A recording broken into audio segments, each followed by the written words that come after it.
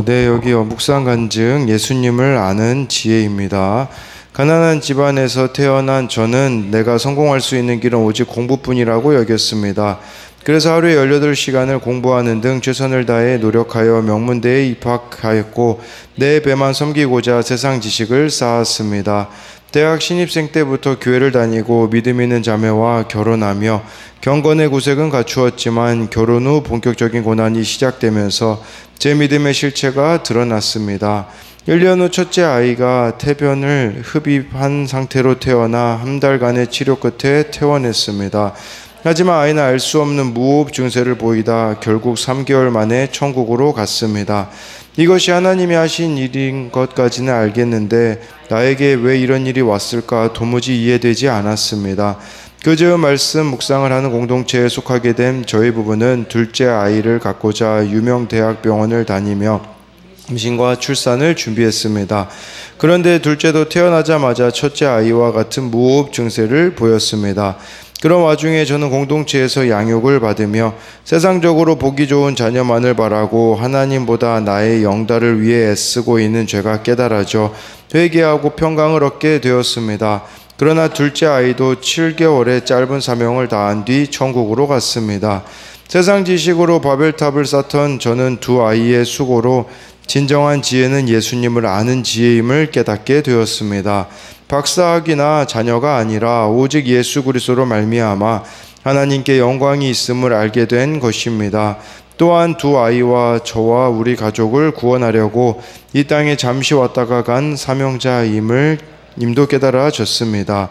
저는 그동안 사촌 형제들에게 멀리 살고 또 친하지 않다는 이유로 무난하지 못했습니다. 아직 주님을 모르는 형제들이 예수님을 아는 지혜가 진짜 지혜이고 진정한 사랑은 하나님의 사랑뿐임을 알게 되길 소망합니다. 적용하기입니다. 믿지 않는 친가와 처가 형제들에게 안부 전화를 자주 하고 큐티인을 보내겠습니다. 교회 소그룹 지혜들을 위해 매일 10분 이상 기도하겠습니다.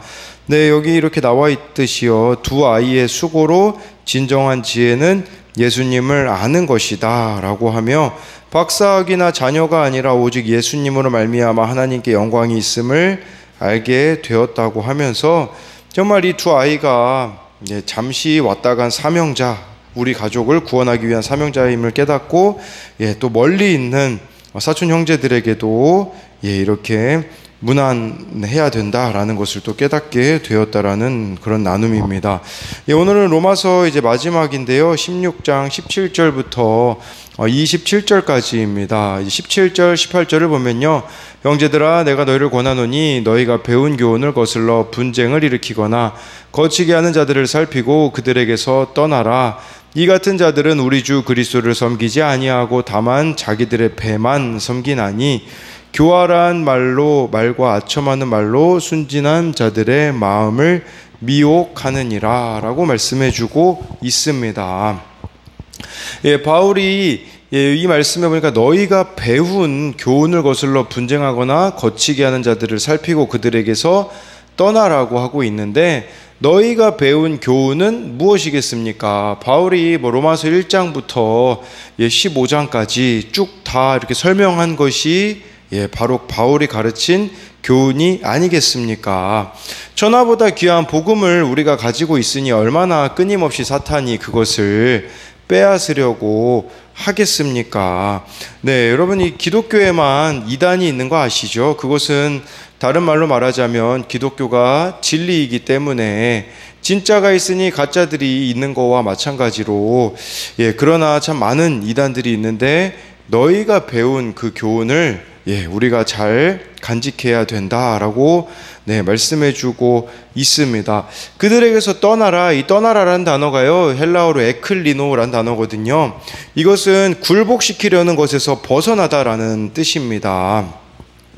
주님께서 명령하시는 대로 우리가 이렇게 말씀을 전하잖아요.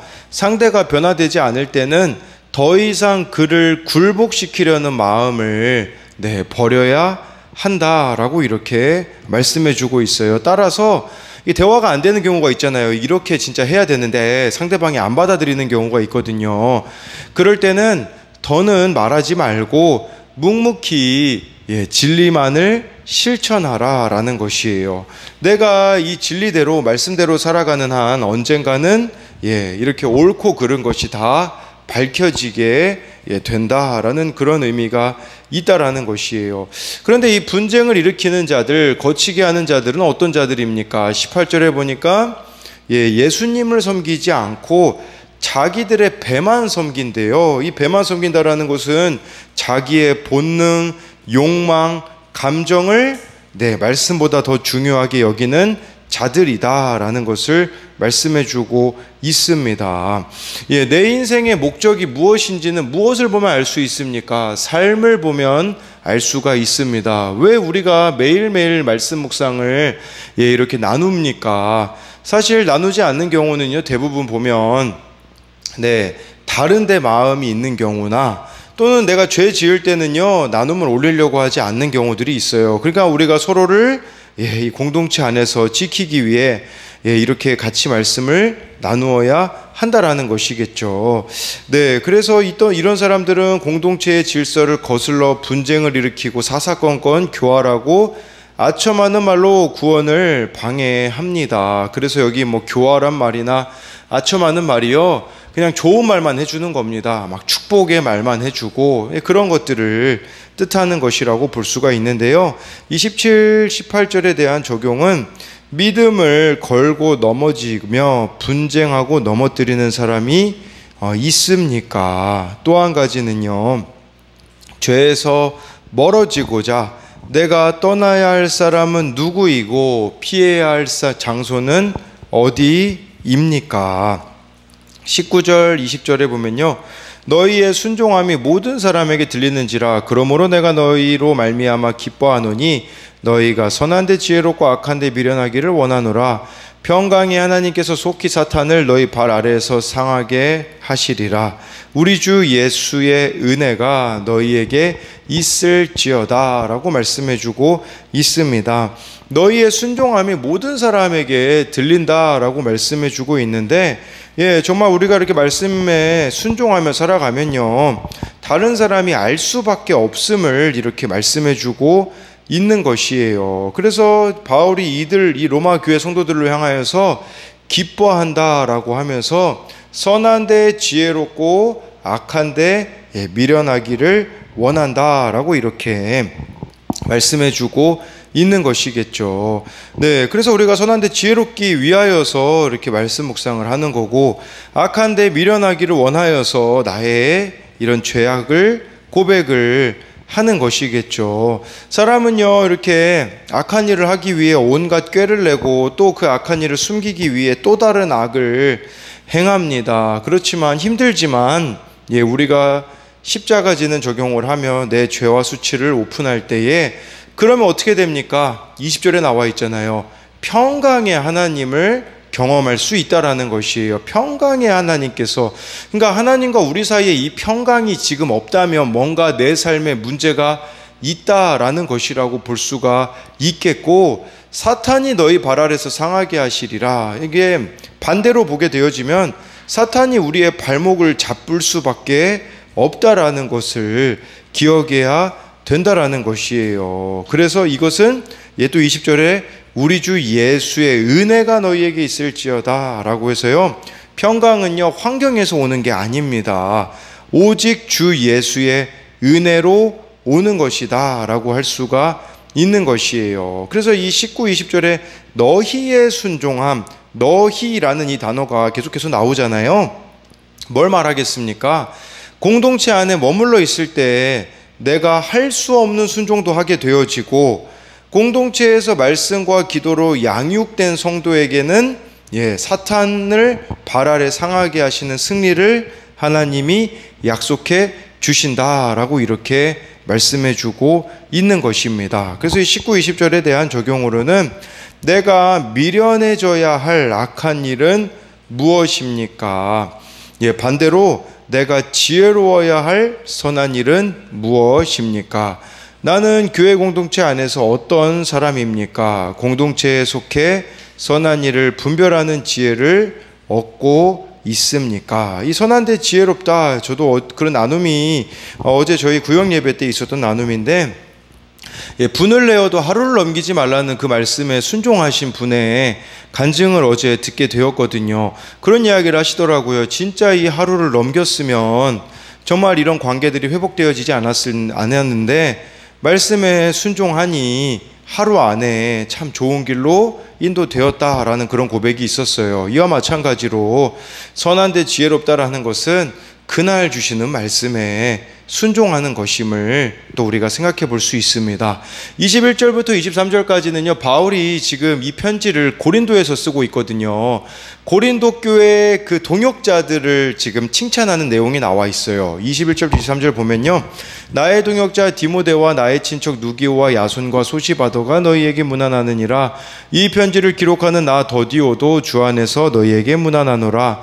나와 온 교회를 돌봐주는 가이오도 너희에게 문안하고 이 성의 재무관 에라스도와 형제 구아도도 너희에게 문안하느니라. 지금 아까 어제 말씀 보면요, 그 로마 교회 성도들을 이렇게 칭찬하는 내용이었다면 21절 23절은 고린도 교회 성도들을 칭찬하는 내용이거든요. 왜 칭찬했을까요? 바울은요, 이 둘을 연결시켜 주기를 원했던 것입니다. 로마 교회 성도들과 고린도 교회 성도들이 믿음으로 동역하기를 원했다라는 것이에요. 이것은 욕심이 없어야 가능한 일이에요. 지금도 보면 욕심 많은 사람은요, 관계를 다 자기가 차지하려고 합니다. 그런데 바울은 내가 없어도 너희들끼리 이렇게 교제를 나눴으면 좋겠다, 이런 수준까지 우리가 이르러야 한다라는 것이겠죠. 그래서 21절에 나의 동역자 디모데라고 하는데, 바울과 디모데는 나이 차이가 많이 났었습니다. 영적 아버지와 아들 사이로 바울은 이렇게 나이가 어린 디모데를 향하여서도 나의 동역자라고까지도 이렇게 칭찬해 주고 있음을 말씀해 주고 있는 것이고요. 그리고 여기 또 말씀을 보게 되어지면 여기 또 21절에 나의 친척 누기오 야손 소시바더가 너희에게 문안하느니라. 어제 말씀에 보면요, 로마 교회에도 바울의 친척이 있었거든요. 근데 여기 말씀에 고린도 교회에도 바울의 친척이 있었다고 말씀해 주고 있는데, 이것은 우리들에게 무엇을 말씀드리는 것이겠습니까? 사실 복음을 아예 모르는 사람에게 전하는 것은 덜 어려울 수 있어요. 근데 진짜 어려운 경우는 가까운 친척에게 전하는 것이라고 볼 수가 있잖아요. 바울은 멀리 있는 이방인에게만 복음을 전하지 않았습니다.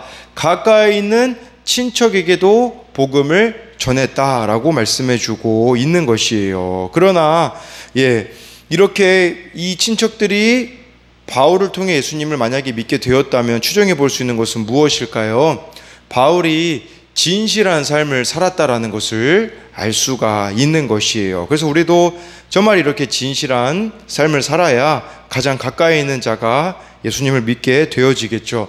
그리고 22절에 이 편지를 기록하는 나 더디오도, 이 로마서를 바울이 불러줬고 더디오가 기록하였다라고 해서, 그래서 이런 구절 때문에 바울이 안질이었을 가능성이 크다라고 하는 이유가 여기에 있어요. 갈라디아서도 그래요. 마지막 부분에요, 내 손으로 직접 쓴 글씨를 보라, 이제 마지막 부분에 그런 부분이 나오거든요. 근데 이 더디오 입장에서 한번 생각해 보세요. 바울이 로마서를 쓸 때 그냥 우리처럼 몇 시간 딱 정해놓고 썼겠습니까? 가끔 바울이 갑자기 밤에 불렀을 수도 있고, 그런 수고를 감당한 사람들이 있었기 때문에 이렇게 말씀이 우리들에게 주어졌다라는 거겠죠. 그리고 여기 23절에요, 나와 온 교회를 돌보는 가이오도라고 해서 아마 바울이 이 로마서를 쓸 때 고린도 지역의 가이오 집에 머물렀던 것 같습니다. 그래서 이렇게 가이오 집에 머물며 대접을 받았다라고 이렇게 볼 수가 있겠고요. 그리고 여기에 이 성의 재무관 에라스도와 형제 구아도도라고 해서요, 여기 재무관이라고 나와 있잖아요. 이 재무관이라는 것은 고위 공직자 출신이거든요. 그런데 고위 공직자이면 사실 자신이 그리스도인이라는 거 밝히기가 어려웠을 거예요. 그러나 그는 조금도 거리끼지 않았다라는 것이에요.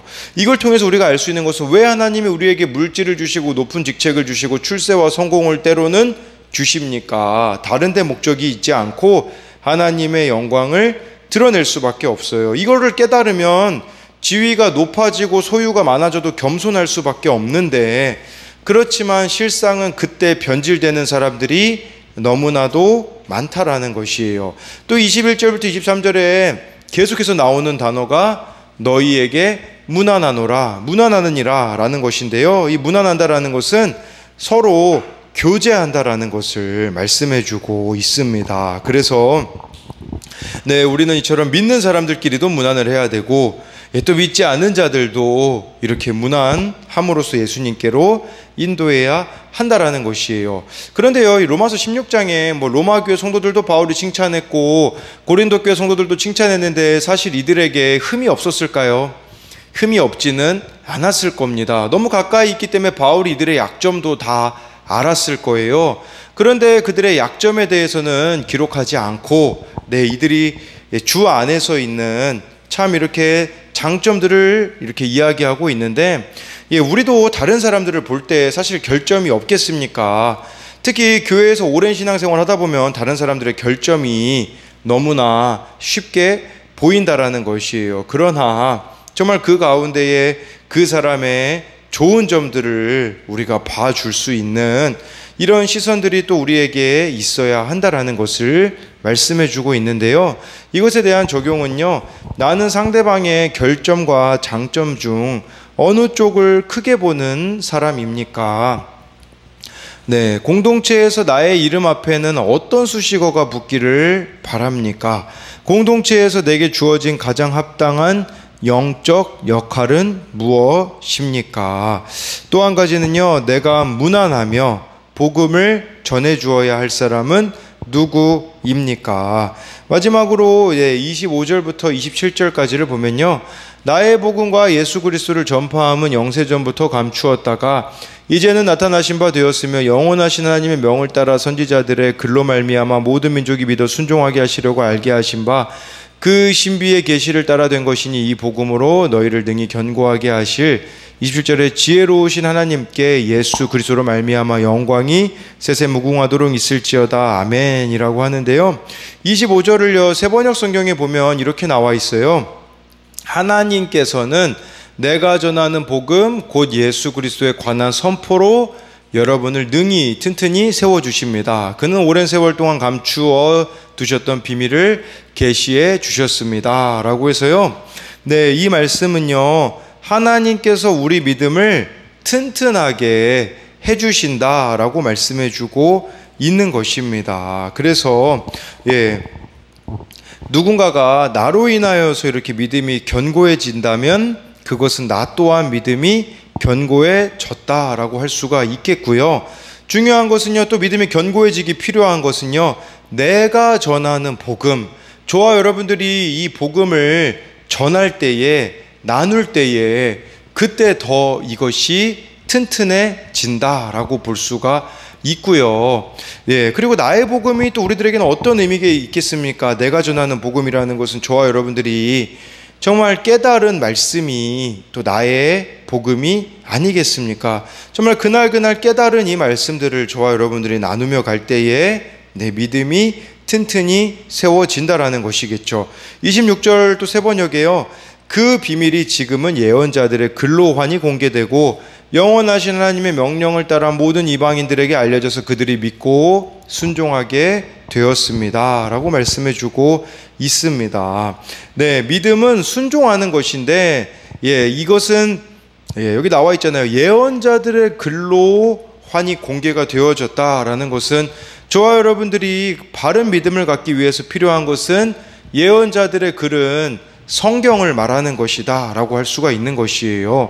그러니까 성숙한 그리스도인이 되기 위하여서는요, 말씀을 떠나서는 안 된다라고 할 수가 있는 것이겠죠. 그리고 27절을 또 세번역 성경으로 보면 오직 한 분이신 지혜로우신 하나님께 예수 그리스도로 말미암아 영광이 무궁하도록 있기를 빕니다. 아멘이라고 해서 바울이 기도로 이렇게 로마서를 끝내는데, 이것은 하나님께 영광이 되는 삶을 살겠다라는 자기의 신앙 고백이다라고 할 수 있는데요. 한 가지 더 여기서 생각해 볼 수 있는 것은 아까 26절이 말씀이 우리에게 필요하다라고 한다면 27절에는요.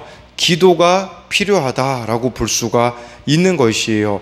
결국은 늘 말씀과 기도 가운데 우리가 하루하루 살아가는 것만이 이처럼 든든한 튼튼한 믿음을 갖는 길임을 말씀해 주고 있는 것인데요. 이것에 대한 적용으로는요.